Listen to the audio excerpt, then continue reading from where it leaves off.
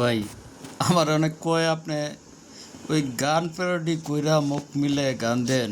এর চেয়ে ভালো আপনার বাংলাদেশের ওই ট্যাক্স ব্যাড ডিউটি নিয়ে কিছু বলে, এটার আসলে অবস্থাটাকে সোজা সুন্দরভাবে একটু বুঝাই দেন। তো আসলে তো আমি নিজেই বুঝি কম, তবে কিছুটা ধারণা দিই। ধরেন আমার দিয়ে শুরু করি। আমার ইনকাম ধরেন 5 লাখ টাকা। কি ইনকাম? আমি ওই 5 লাখ টাকা প্রফেশনাল ফি পাই বছরে।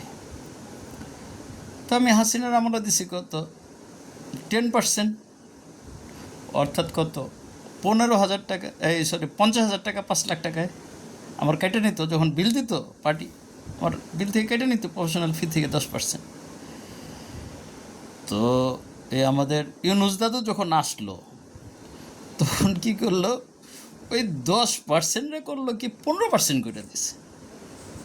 আমার কিন্তু ইনকাম বাড়ে নাই, মাগার ওই 5 লাখ টাকার মধ্যে আগে দিতাম 50,000, এখন দিই কত, 75,000। ভাই আবার এই ইনকামটা কি মিনিমাম ট্যাক্স, অর্থাৎ আমার কাছে যে 15% কেটে নিচ্ছে আমার 5 লাখ টাকা ইনকাম, এটা হলো আমার মিনিমাম ট্যাক্স। অর্থাৎ তোমাকে মিনিমাম এই 75,000 টাকা দিতে হবে। আচ্ছা আপনি বলেন তো ভাই, আমি 5 লাখ টাকা ইনকাম করলে কি আসলে আমার কি এই 5 লাখ টাকা ইনকামের উপর 75,000 টাকা যে ধরছে, এটা কি ঠিক করছে বলে? তো এরূপ তার মানে কি আমার 25,000 টাকা ধরেন আপনি, আমার 5 লাখ টাকা আগে সংসার সমান হইতো যখন 50,000 টাকা কাটতো, আর যখন 75,000 টাকা কাটা শুরু করছে তার মানে কি আমার 25,000 টাকা কি কম পড়ে, শর্ট পড়ে। এখন আমি কি করি, এই 25,000 টাকার জন্য আমি এদিকে দৌড়াই ওদিকে দৌড়াই, অথবা আমি আগে 2টা ডিম খাইতাম এখন খাই 1টা ডিম বা 1.5টা ডিম। আগে মাসে 2টা মুরগি খাইতাম এখন খামু কি 1টা মুরগি, মানে আবার পেশা। তো আমি তো এমনি 5 লাখ টাকা কামাই, আমার পরিবার হচ্ছে 4-5 জন 6 জন। তো ওই 6 জনের মধ্যে 5 লাখ টাকা আসলে কিছু হইতো না। খুব কষ্ট রে ভাই, খুব কষ্ট। এই আমগো মতো নিম্নবিত্ত মানুষের খবর নেওয়ার সময় কি কেউ আছে? তো ঠিক এরকমই দেশটাও এরকম, বুঝছেন?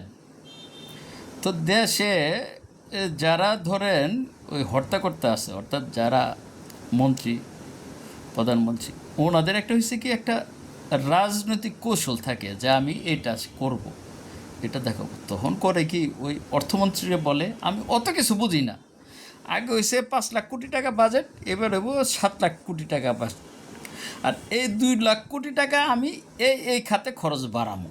কোন খাতে খরচ বাড়ামো? এই ধরেন হাসিনা করছে পদ্মা ব্রিজ একটা, আমি করবো পদ্মা ব্রিজ আরেকটা, তাই ওই যে 2 লাখ কোটি টাকা পারবো। এখন কয় যে তাহলে আপনার টাকাটা কেমনে উঠাইবেন?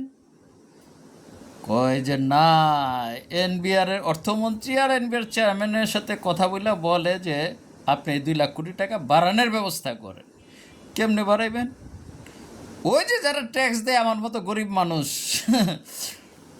দিনান্তে পান্তে, আচ্ছা ঠিক আছে 15% আছে, তো এক কাজ করেন 2.5% বাড়াই দেন। আগে কালেক্ট হইতো এত টাকা, 17.5, আগে দিতে 15%, এখন দিব 17.5%।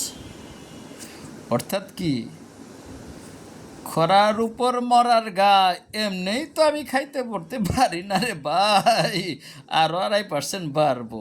আর এনবিআর ধরেন ওই যে উপরের পদবি যারা আছে, আরে ক্ষমতায় তো থাকবো, আমি চেয়ারম্যান মেম্বার হিসেবে আর 2 বছর 1 বছর আছে, একটু শান্তি মতো থাই, নাহলে তো আমার বদলি করাই দিব, নাহলে তো রিটায়ারমেন্ট করাই দেবো। আচ্ছা ঠিক আছে, দিব তো পাবলিকে, আমার কি, দে 2.5% বাড়াইয়া। আচ্ছা তাহলে কি 17.5% হয়ে গেল, প্রেশার এলো আমার উপর। আর আমি কি করবো, সরকারের ইচ্ছা মতো গাইলাম, কি করবো, গালি দিমু।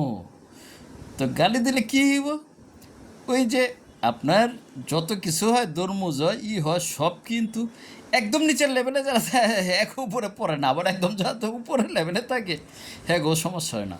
হয়েছে একটা সার্টেন জনগোষ্ঠী, নিম্ন মধ্যবিত্ত থেকে কি উচ্চ মধ্যবিত্ত পর্যন্ত এরাই লোক সংখ্যাও বেশি, এদের উপরে দুর্মুস পড়ে, ওরা ওই ট্যাক্স দেয়, বারবার ট্যাক্স দেয়, কিন্তু যারা আমাকে ফাঁকি দেয় এক কাজ তারা আদায় করতে পারে না, কারণ সরকার বলে না আমার ট্যাক্সের রেট একটুও বাড়বে না, কিন্তু তোমাকে এই 2 লাখ কোটি টাকা আদায় কইরা দিতে হবে আমাকে, ওইটা বলে না।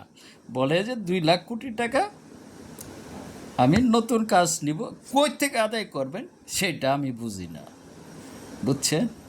বুঝতে পারছি। আরেকদিন অন্য একটা বিষয় নিয়ে কথা বলবো, ঠিক আছে? এটারই এক্সটেনশন ভার্সন, এটা হচ্ছে পার্ট 1, পার্ট 2 নিয়ে কথা বলবো। Thank you.